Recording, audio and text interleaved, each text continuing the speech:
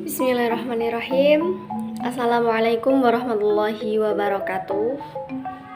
Alhamdulillah, ala nikmatillah, wassalatu wassalamu ala rasulillah, la haula wa la quwwata illa billah, amma ba'dah.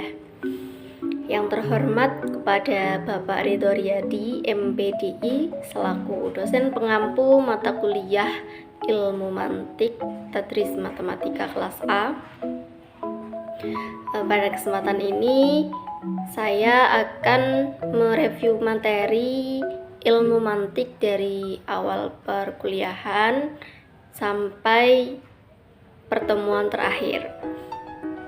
Sebelum saya mereview materi, perkenankan saya untuk memperkenalkan diri terlebih dahulu. Nama saya Wike Nur Ilma dengan NIM 2621001. Untuk selanjutnya kita masuk ke materi.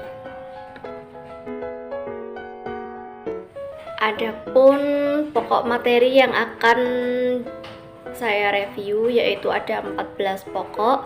Yang pertama mengenai aspek dasar ilmu mantik, yang kedua konsep tasawuf dan tasdik, yang ketiga ada dalalah atau petunjuk, yang keempat lafadz mufrad dan murokab, yang kelima ada lafadz kulli dan juz'i, yang keenam ada kulliyatul khamsah, yang ketujuh ta'rif, lalu qismah, ada qat'iyah, ada qiyas atau silogisme, dan menyinggung ke qiyas iktironi yaitu macam qiyas. Lalu yang ke-11 membahas qiyas istisnai, lalu yang ke-12 membahas asyghalul arba'ah, lalu yang ke-13 ada lawahikul qiyas dan ada yang namanya qiyas murakkab. Lalu yang terakhir ada 3 qiyas yaitu qiyas istiqra, qiyas khulf, dan qiyas tamthil. Kita masuk ke pokok yang pertama yaitu mengenai aspek dasar ilmu mantik.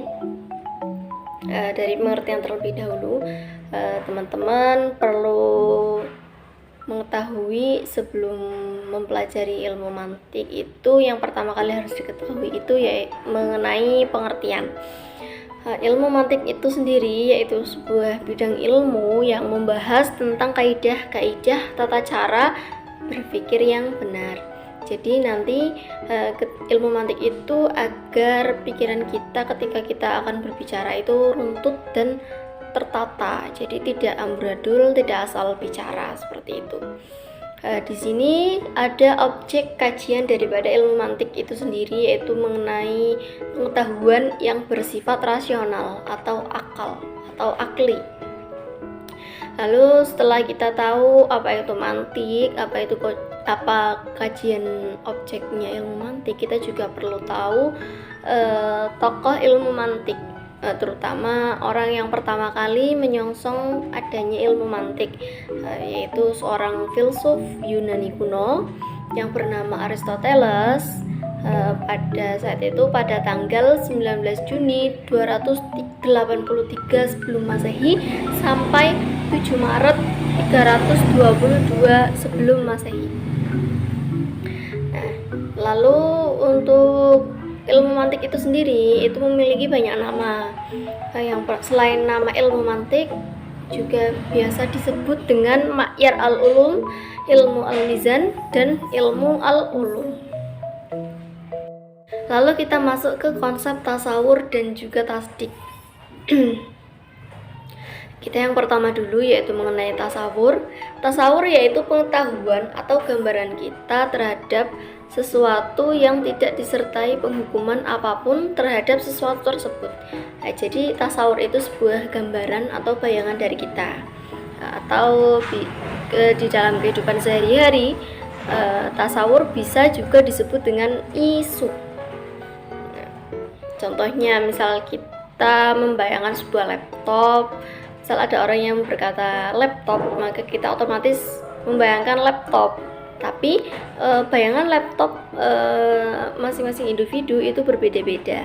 Nah itu yang namanya tasawur. Jadi tidak ada penghukuman bahwa laptop itu harus berwarna merah, harus berwarna hitam, dan lain sebagainya. Lalu yang kedua ada tasdik. Tasdik itu merupakan pengetahuan kita terhadap sesuatu yang disertai dengan penghukuman baik secara positif maupun secara negatif. Jadi tasdik ini sudah berisi ketetapan atas tasawur tersebut. Jadi kalau tasawur itu belum ada penghukumannya, bayangan yang ada tanpa ada penghukuman. Kalau tasdik itu benar-benar sudah ditetapkan penghukumannya.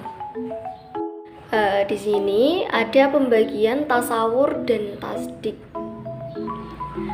Tasawur dan tasdik itu sama-sama terbagi menjadi dua, namanya juga mirip. Ada tasawur bad'ihi dan juga tasawur nazari. Yang tasdik juga demikian. Tasdik ada tasdik bad'ihi dan juga ada tasdik nazari. Yang pertama mengenai tasawur bad'ihi, itu tasawur yang tidak memerlukan pemikiran yang lebih mendalam lagi. Seperti misal ada masjid, bunga, itu sudah tidak perlu di pemikiran yang lebih dalam. Lalu kalau tasawur nazari itu tasawur yang memerlukan pemikiran yang lebih dalam. Contohnya seperti ruh, jiwa, surga, neraka, dan lain sebagainya. Adapun tasdik itu juga sama, bad'ihi itu yang tidak perlu pemikiran mendalam. Kalau yang nazari itu yang memerlukan pemikiran mendalam. Kalau tasdik bad'ihi itu contohnya itu masjid itu besar, masjid itu mewah, rumah itu megah, kota itu besar. Itu sudah tidak perlu dipikir mendalam lagi karena sudah nampak seperti itu wujudnya. Nah, adapun tasdik nazari itu contohnya alam ini baru, jiwa ini abadi, dan sebagainya. Dimana dua kalimat tadi yang sudah saya sebutkan itu harus memerlukan pemikiran yang lebih dalam lagi, karena kita tidak bisa sekaligus membuktikan bahwa alam ini baru, gitu. Harus ada pengkajian lagi. Lalu untuk materi yang selanjutnya yaitu mengenai dalalah. Dalalah itu dapat diartikan sebagai petunjuk. Di dalam dalalah itu ada dua komponen, yaitu ada dal dan juga ada madlul. Di mana dal itu merupakan petunjuknya, kalau madlul itu artinya atau yang ditunjuki. Dalalah itu dibagi menjadi dua, yaitu dalalah lafdiyah dan dalalah ghairu lafdiyah. Kalau dalalah lafdiyah itu petunjuk yang menggunakan lafaz. Lafaz itu bisa suara ataupun perkataan. Contohnya yaitu misal ada orang yang bilang aduh seperti itu, maka secara natural atau secara logika itu merupakan petunjuk bahwa orang itu lagi sakit, seperti itu. Lalu yang kedua, pembagian dari dalalah itu ada dalalah ghairu lafdiyah. Berarti artinya itu dalalah atau petunjuk yang tidak menggunakan perkataan, suara ataupun lafaz, yang tanpa lafaz, seperti itu. Contohnya ketika mengangguk-ngangguk itu menunjukkan bahwa artinya iya. Kalau menggeleng itu artinya tidak, seperti itu. Lalu di sini ada contoh asap, itu menunjukkan bahwa adanya api. Jadi ada asap, itu kan berarti ikutnya ghairu lafdiyah, karena asap itu sebagai dal atau petunjuknya. Ada asap, berarti artinya atau yang ditunjuki itu ada api, seperti itu.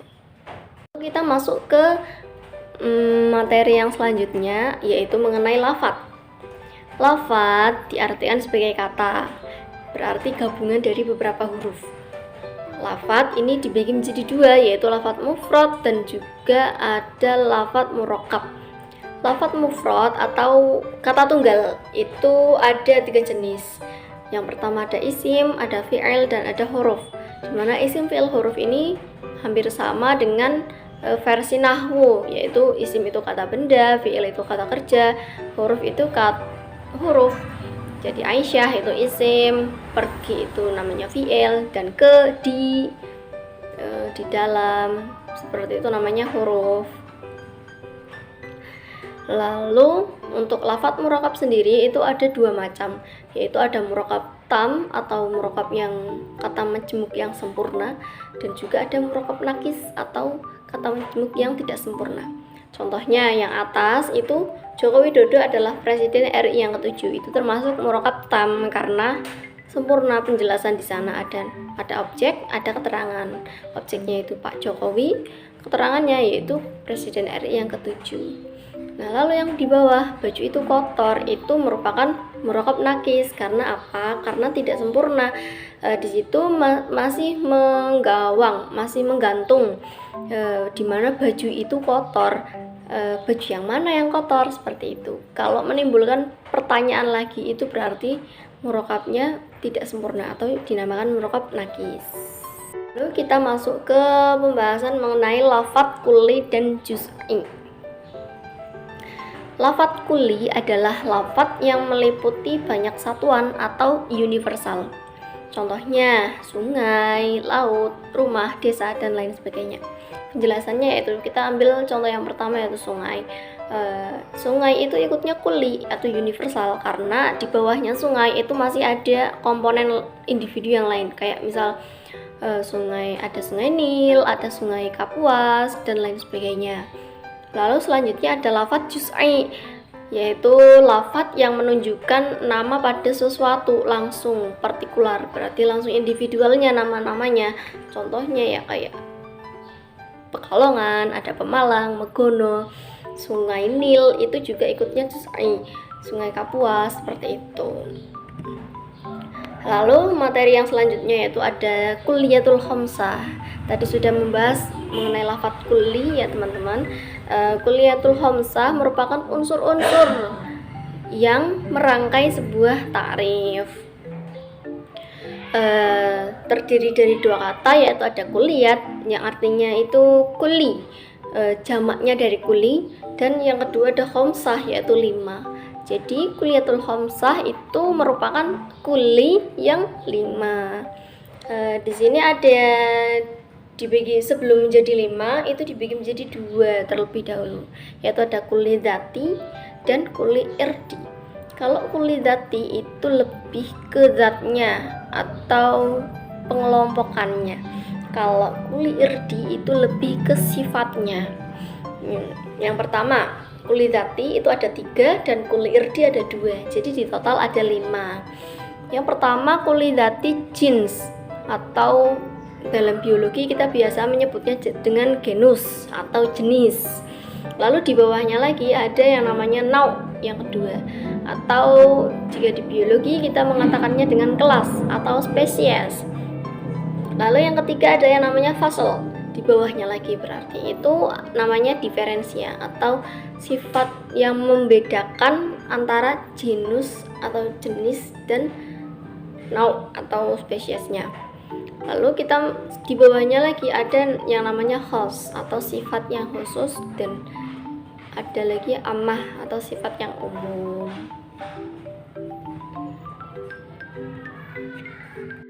Lalu kita masuk ke takrif. Takrif ini masih berkaitan dengan kulliyatul khamsah tadi. Kita masuk ke pengertian dulu. Takrif itu merupakan memperkenalkan sesuatu sesuai hakikat yang sebenarnya. Secara sederhana atau secara istilah, takrif itu dalam bahasa Indonesia bisa kita sebut dengan pengertian atau definisi. Adapun macam-macam dari takrif sendiri itu ada 3, yaitu ada takrif had atau definisi esensial, lalu ada takrif rasm atau definisi aksidensial, dan yang ketiga ada takrif lafzi atau definisi nominalis. Adapun syarat-syarat dari takrif itu ada yang pertama ada mani, harus mani, yang kedua harus dhahir, tidak boleh musawi, tidak boleh memakai majas, karena kan takrif itu untuk menjelaskan sesuatu ya. Kalau pakai majas malah kurang menjelaskan, seperti itu. Lalu yang kelima, tidak boleh terkait dengan sesuatu yang dapat diketahui melalui perantara yang didefinisikan atau mu'arif. Lalu yang terakhir, tidak boleh musyarak. Nah, untuk takrif itu sendiri itu ada komponennya, dimana tadi memakai kulliyatul khamsah kan ada 5, yaitu jins, nau, fasal, khos, dan ammah. Tapi ada sebagian besar ulama atau ahli mantik itu menyatakan bahwa ta'rif itu cukup 4 komponen saja dari kuliatul khamsah tadi. Jadi cukup sampai khos saja, tidak perlu sampai ammah. Seperti itu. Adapun pembagiannya itu yang pertama bisa juga jins, nau, lalu fasal bisa, lalu bisa juga ada jins, nau, dan khos. Adapun contohnya itu yang pertama ada kalimat manusia adalah hewan yang berpikir. Berarti ini tarifnya itu terdiri dari jins, nau, dan fasal. Adapun manusia itu termasuknya spesies nau. Jadi nau dulu baru jins yaitu hewan atau genusnya.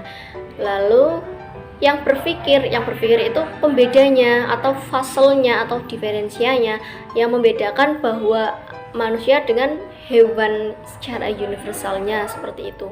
Lalu yang kedua juga ada contoh manusia adalah hewan yang bisa tertawa.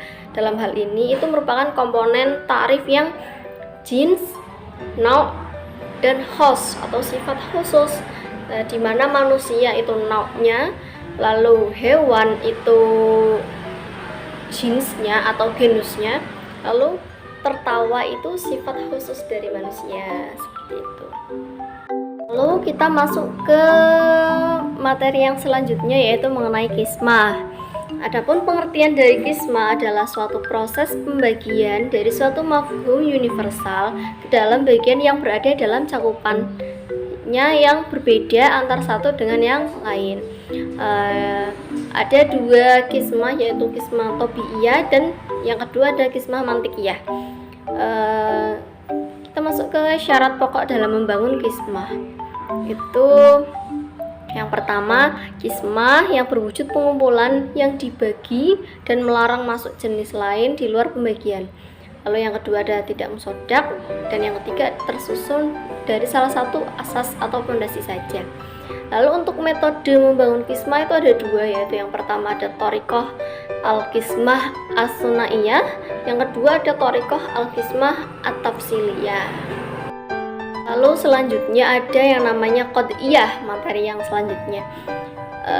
Adapun pengertiannya yaitu perkata yang tersusun dan memiliki makna atau arti.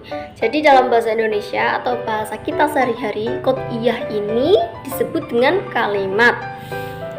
Adapun pembagian dari qad'iyah itu ada 3. Yang pertama mahkum alaih, yang kedua mahkum bih, dan yang ketiga ada rabithah. Macam-macam qad'iyah itu sendiri itu ada 2, yaitu qad'iyah syartiyah dan qad'iyah hamiliyah. Qad'iyah syartiyah itu dibagi menjadi 2, yaitu ada muttasil atau muttasilah dan ada yang namanya munfasilah. Lalu kita masuk ke qiyas. Qiyas adalah kesimpulan dari 2 macam keputusan atau dari qad'iyah, dari kalimah gitu ya, dari 2 macam kalimat. Contohnya ada 2 kalimat itu. Yang pertama, Khalid adalah putra Umar, yang kedua Umar adalah putra Abu Bakar. Maka kiasnya atau kesimpulannya yaitu Khalid adalah cucu Abu Bakar. Kias sendiri itu dibagi menjadi 2 bagian, yaitu ada kias iktironi dan juga ada kias istisnai. Yang pertama kita masuk ke kias iktironi. Kias iktironi yaitu kias yang bisa menunjukkan natijah atau kesimpulannya itu dengan makna. Contoh, embun adalah air. Semua air menguap apabila dipanaskan. Itu ada 2 kalimat ya. Maka natijahnya atau kesimpulannya adalah embun menguap apabila dipanaskan. Kias iktironi itu dibagi menjadi 2. Yang pertama ada kias iktironi hamliyah, yang kedua ada kias iktironi syartiyah. Kias iktironi hamliyah yaitu kias yang tersusun dari qad'iyah hamliyah. Kalau kias iktironi syartiyah itu kias yang terdiri dari qad'iyah syartiyah baik muttasil atau munfasil. Lalu kita masuk ke kias iktironi. Itu ada unsur-unsur dari kias iktironi itu sendiri, yaitu ada 3 tersusun atas 3 proposisi, yaitu yang 2 proposisi pertama itu dinamakan premis atau mukodimah, lalu satu proposisi yang terakhir yaitu dinamakan konklusi atau natijah atau kesimpulannya. Adapun metode penyusunannya itu yang pertama, susunan mukodimah sesuai dengan aturan dari kias iktironi ini. Yang kedua, mengurutkan mukodimah sughra sebelum mukodimah kubra. Jadi sughra dulu baru kubra. Lalu yang ketiga, melaksanakan uji coba agar mengetahui hasilnya seperti itu. Lalu yang keempat, ada natijah itu mengikuti mukodimahnya. Jadi kalau misal mukodimahnya itu negatif, berarti nanti natijahnya juga negatif. Kalau mukodimahnya positif, berarti natijahnya juga positif. Lalu tadi ada iktironi, sekarang kita masuk ke kias istisnai. Kias istisnai yaitu kias yang menunjukkan adanya natijah yang jelas. Kalau iktironi itu natijahnya dengan makna, kalau istisnai itu jelas, jadi di premisnya itu sudah katon, sudah terlihat. Adapun kias istisnai ini itu dibagi menjadi 3. Yang pertama ada kias istisnai mutasil, yaitu kias yang memiliki hukum-hukum yang berkaitan dengan natijah, yaitu yang ada 2 hukum. Yang pertama, menetapkan mukodam, maka natijahnya pasti berbentuk ta'ali. Dalam ilmu logika itu dirumuskan dengan P dan Q. Lalu yang kedua ada menghilangkan ta'ali, maka natijahnya juga akan berupa mukodam atau dirumuskan dengan P dan Q. Jadi ada Q dan P dan ada P dan Q seperti itu. Lalu yang kedua ada kias istisnai itishali, yaitu kias yang mukodimah kubronya itu tersusun atas syartiyah mutasilah. Lalu yang terakhir ada kias istisnai munfasil, yaitu keterangan atau proposisi yang premis mayornya itu terdapat kait yang memisahkan antara keduanya. Selanjutnya kita masuk ke ashkalul arba'ah. Ashkalul arba'ah adalah bentuk rangkaian yang dihasilkan dari pengumpulan 2 qot'iyah kias tanpa mempertimbangkan beberapa sur. Macam-macamnya itu ada syakal pertama atau awal, syakal kedua, syakal ketiga, dan syakal keempat. Kaidah dalam syakal itu sendiri yaitu yang pertama, natijah selalu mengikuti mukodimah yang nilainya rendah yang berupa salibah juz'iyah. Lalu yang kedua, beberapa syakal tertentu berada dalam qot'iyah hamliyah dan tidak ditemukan dalam qot'iyah syartiyah. Dalam kias yang ketiga, sebagian mukodimah atau natijah itu dibuang karena maksud yang terkandung dapat dimaklumi. Lalu yang terakhir, mukodimah yang tersusun harus sampai pada taraf pasti dan bisa diterima. Itu pembahasan mengenai ashkalul arba'ah. Lalu kita masuk ke lawahikul qiyas dan juga qiyas murakkab. Lawahikul qiyas berasal dari bahasa Arab yang berarti rentetan qiyas atau lanjutan dari qiyas. Lawahikul qiyas dalam bahasa aslinya itu disebut lawahikul qiyas, lawahik qiyas. Ada 3 macam di lawahikul qiyas, yaitu ada qiyas murakkab, qiyas istiqra, dan qiyas tamsil. Yang pertama ada qiyas al-basit, yaitu qiyas yang dibangun oleh mayoritas mutakallimin dalam mendebatkan setiap sifat Allah, baik itu wajib dalam pikiran atau tidak mungkin baginya. Hal ini karena kias dalam bentuk basit itu mudah karena hanya membutuhkan 2 premis untuk mendapatkan hasil yang benar. Lalu ada kias murakkab yang kedua, yaitu mukodimah kias yang lebih dari 1, bisa 2, bisa 3, bisa juga 4, dan seterusnya. Untuk sampai kepada natijah atau sampai ke kesimpulannya, setiap kias dalam ilmu mantik itu mengandung unsur bagian, yaitu memandang bagian lafadz kias mengandung 3 unsur yang disebut juga dengan